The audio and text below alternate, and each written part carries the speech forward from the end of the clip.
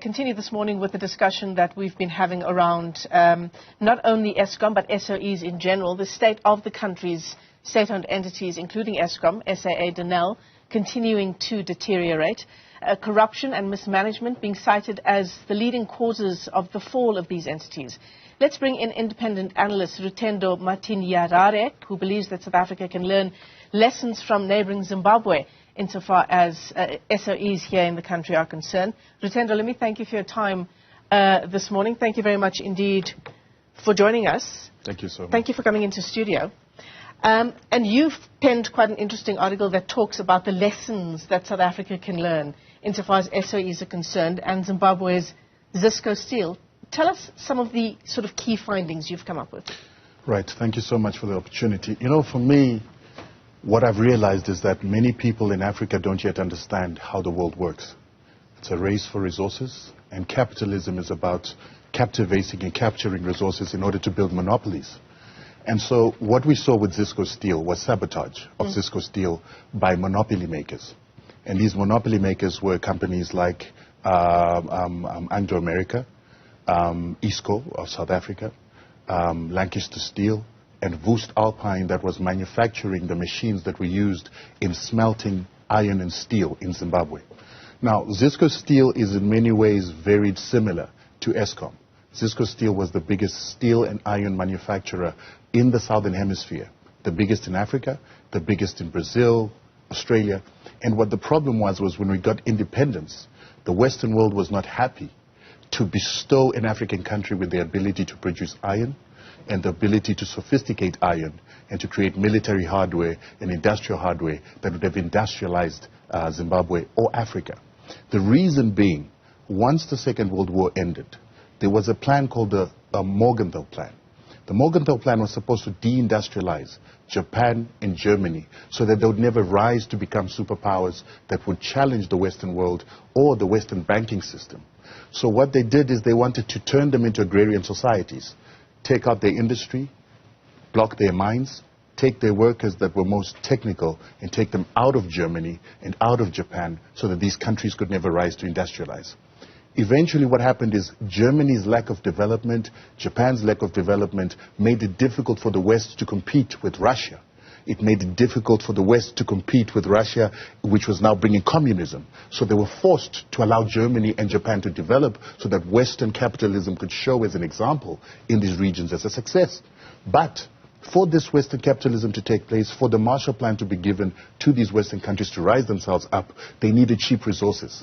So what did they have to do? They had to now take the Morgenthau Plan, this underdevelopment plan, this agrarian society plan to Africa. And so that meant that they had to deindustrialize African countries that had just come out of colonialism to ensure that they'll never be able to sophisticate their resources so that those resources will be passed on. So keep African countries Absolutely. sort of under your thumb? Correct. So that you can use them to your benefit. And this is exactly what's happening here in South Africa with Eskom. Because you have to understand that Eskom itself was created by a private monopoly that was led by Cecil John Rhodes' company, the British South Africa company. And it created Eskom as private entities initially, where they were providing electricity to a lot of the mining industries. And with the biggest mining industry in the world in South Africa, you quickly developed the biggest electricity supplier in the world. So what they realized is that if you want to be the biggest electricity supplier, you have to consolidate all these small electricity suppliers and make one electricity supplier, which became the Victoria Falls Power supply company that was owned by Cecil John Rhodes. And if you remember, all British South Africa companies were then taken by Anglo America. Anglo America is the same one that we see having a problem in Zisco Steel. So Anglo America becomes this agent of sabotaging Africa to ensure that it doesn't industrialize and to keep the industrialization capacity in areas controlled by whites, which is why it lasted in apartheid South Africa. So how does this play into the current state of Eskom, though? Right. Because when we talk about the current state of Eskom, we're talking about the state capture years of the past 12 years, right? How does this history help us understand what happened during the state capture years? That's a false narrative. The state capture has happened with Anglo America and white capital. And then this false narrative that a company like the Guptas that control less than 5% of the economy have captured the state is false. How is it a false narrative, though? It is We've just had an entire commission of inquiry detailing how lieutenants of the Guptas and particular government leaders were put in Eskom and other SOEs with the chief aim of looting it, of hollowing it out through corruption. The state inquiry is a farce. It's an embarrassment, quite frankly. The state capture inquiry? Yes, because it's false. That's why you see that even Glencore doesn't appear. Wait, you're saying the state capture inquiry is false? It's a farce. The evidence that we heard for 2 years is false and a farce? It was tailored evidence to manufacture consent to a certain narrative.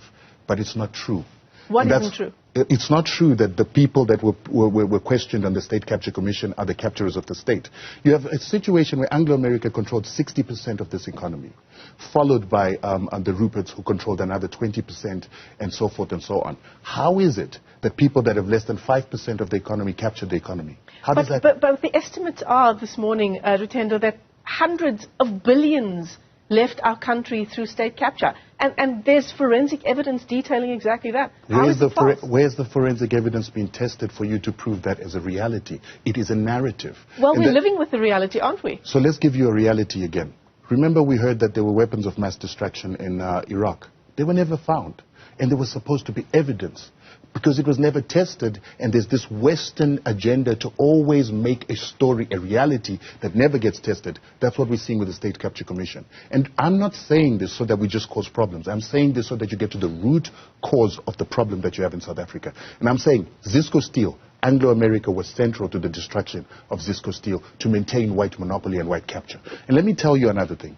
Whenever a society has had a crime against humanity happen against it, we usually have, for instance, with Nazi Germany, people being brought to book, people being taken to court and taken out of society. In South Africa, you've got a problem in the aspect that in South Africa, we had the very same people that perpetuated the crime against humanity still running society, running the media, running the companies, running banking, and continuously perpetuating the crimes of apartheid in a modern-day democracy by lies and doing the same things that were done during apartheid. We will never know the truth as long as the criminals of the apartheid system are running the economy for the same ends and the same purposes of apartheid, which was exploitation of the mineral resources of this country. And remember, Eskom was built off the gold, platinum, and exploitation of the diamonds of South Africa. And when the mining companies were paying for those services, they were not paying enough in order to allow for replacement cost in future. They were simply making money for the moment. What we've got now is that we've got an Eskom that did not save enough from the services that it gave these mining companies. Those profits went into the mining companies that are outside the country. Some of them are leaving because the gold is finished. Some of them are leaving because iron is finished. And they've taken the profits that should have been channeled into Eskom, that should have been part and parcel of the replacement cost and the depreciation of what Eskom would need to rebuild itself today. And the bankers have also sabotaged you in the aspect that the moment we get to 2017, you see a company called Future Growth that belongs to Old Mutual saying that we'll no longer give loans to SOEs, particularly Eskom. And so that started a regime of sanctions, of trying to bleed the government and not give it money to build its infrastructure. They also said they would influence other financiers across the world not to give South African SOEs and the South African government money. That is a regime change agenda. And that is an agenda to deindustrialize South Africa, as I've been saying with the Morgan Bell plan. I have to interrupt you there, Rutendo. I'm trying to understand how you can erase 12 years of state capture by just dismissing it as a farce. Who exactly would be orchestrating this farce? And are you going to reply and say the West? Well, it's interesting. How can we not erase 12 years if we've erased 135 years of state capture by Anglo-America and the companies that were formed out of the Cicero Don't forget that companies? 20 years ago, Eskom was an incredibly successful company. No, it wasn't. It was. We had electricity. Our maintenance program was on track. We had profitability. We were exporting our excess power outside of the country as well. You were doing that while 70% of South Africa didn't have electricity. Many people were living in darkness in a country that was producing what you call... 20 years ago, not yes, 27. I'm talking about 20 years ago. 20 years ago, you did not have electricity for everybody. you actually had 70% of your people without electricity. Yeah. They were excluded. And the labor of these people, the pittance that they were being paid in mines and the jobs that they were working where they were paid 10% of what